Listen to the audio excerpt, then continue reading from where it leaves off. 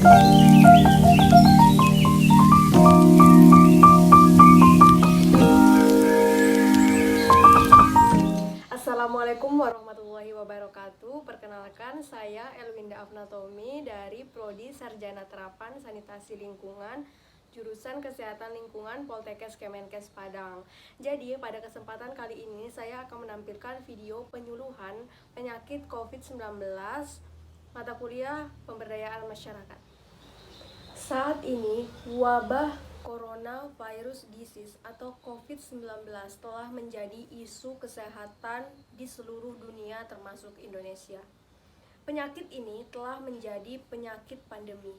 Saat pertama kali berita tentang penyakit coronavirus tersebar, banyak negara-negara yang panik akan penyebaran virus ini. Tetapi, ada juga negara yang masih santai. Penanggulangan ekstrim seperti lockdown pun dilakukan di berbagai daerah bahkan negara. Belakangan ini ditemukan bahwa virus corona memiliki ukuran 125 nanometer atau setara dengan 0,125 mikrometer. Virus ini sangat kecil bahkan tidak dapat terlihat oleh mata telanjang. Meskipun begitu, manusia tidak dapat meremehkan virus ini.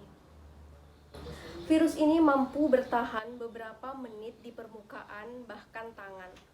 WHO menyebutkan bahwa virus corona baru atau COVID-19 mampu bertahan hidup selama beberapa jam atau bahkan beberapa hari dan bertahan hidup pada suhu 26-27 derajat Celcius. Dan virus ini akan semakin lama bertahan hidup jika kondisi lingkungan mendukung seperti lembab. Pada penyuluhan kali ini kita akan membahas 5 pokok bahasan. Yang pertama, apa itu COVID-19? Yang kedua, apa penyebabnya? Yang ketiga, bagaimana penyebarannya? Yang keempat, apa tanda dan gejala COVID-19? Kemudian yang kelima, bagaimana cara pencegahannya? Nah, yang pertama, apa sih itu penyakit COVID-19 dan apa penyebabnya? Jadi, novel coronavirus adalah galur baru dari coronavirus. Virus ini pertama kali diidentifikasi di daerah Wuhan, Provinsi Hubei, Tiongkok, Cina. COVID-19 adalah Co yang berarti corona, V berarti virus, D berarti disease atau penyakit. COVID-19 adalah jenis virus baru yang merupakan satu keluarga dengan SARS dan penyakit flu biasa lainnya. Coronavirus dapat menyerang manusia dan hewan. Nah, pada manusia menyerang saluran pernafasan. Nah, yang kedua, bagaimana sih penyebaran dari virus corona ini? Jadi, virus ini dapat ditularkan melalui kontak langsung, percikan dahak, atau bersin dari seseorang yang terinfeksi.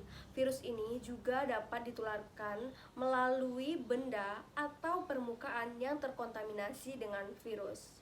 Virus ini dapat bertahan selama beberapa jam atau beberapa hari sesuai dengan lingkungannya. Semakin lembab, maka virus ini akan semakin lama bertahan hidup.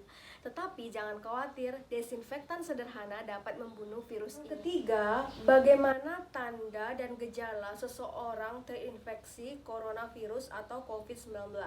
Jadi, secara umum ada 3 gejala COVID-19.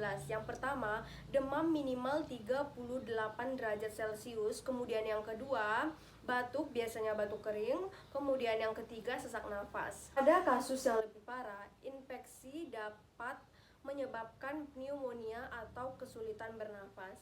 Walaupun ini jarang terjadi, tetapi COVID-19 ini dapat berakibat fatal bagi penderita. Gejala-gejala yang dialami penderita biasanya itu sangat mirip dengan pilek atau flu biasa.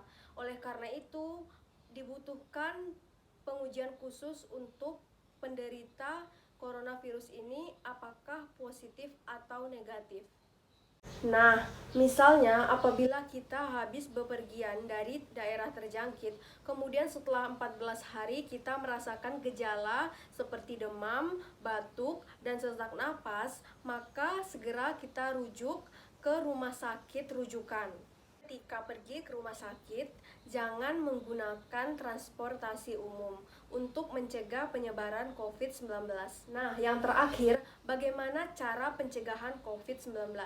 Jadi, COVID-19 ini dapat dicegah dengan tetap di rumah, bekerja, belajar, beribadah di rumah. Kemudian, jaga jarak dengan orang lain minimal 1 meter. Hindari kontak langsung dengan orang bergejala COVID-19. Lakukan komunikasi melalui chat, telepon, atau video call. Hindari kerumunan, jangan menyentuh mata, hidung, mulut. Jangan meludah sembarangan. Selalu cuci tangan menggunakan sabun dan air mengalir. Kemudian ketika batuk atau bersin, tutup dengan siku atau tisu. Lalu segera buang tisu ke tempat sampah. Gunakan masker jika harus bepergian keluar. Kemudian setelah menggunakan masker, langsung sobek masker kemudian buang ke tong sampah untuk menghindari pemakaian berulang. Jika misalnya kita orang yang sehat, maka sebaiknya menggunakan masker kain kemudian ganti setelah 4 jam pemakaian. Beritahu petugas jika kita mengalami gejala COVID-19 atau pernah kontak erat dengan orang bergejala COVID-19. Jika petugas menyarankan kita untuk isolasi diri, maka patuhi aturan petugas. Kemudian terbukalah terhadap orang sekitar tentang status kita. Ini untuk melindungi diri kita dan orang lain. Nah, setelah mengetahui informasi tentang COVID-19 ini, semoga kita tidak lagi panik menghadapi pandemi ini.